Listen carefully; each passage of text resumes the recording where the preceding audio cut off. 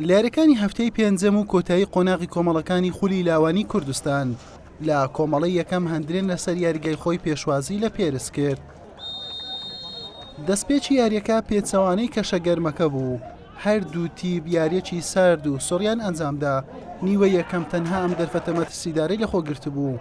سەرێکی هەڤاڵ فەهد بە تەنیشتون چووە دەرەوە.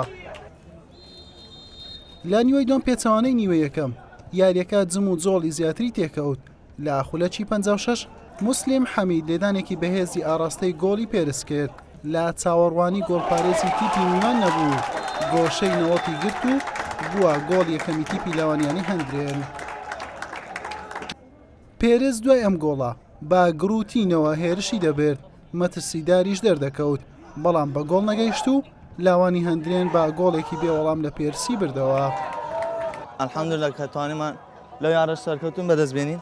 چار یاریمان کرد، سێ یاریمان بردەوە، یەکیانیش تەعادڵمان کرد، بە یەکەمی کۆمەڵەکەمان بەسەر کەتین و لەوێش ئینشەڵا ڕکابەری لەسەر نازناوەکە دەکەین. ڕاستی مە ئاستێکی باش پێشکەش کرد، بەلی چ بکەن نەوە قەدەمە فەوز و خسارەتیە.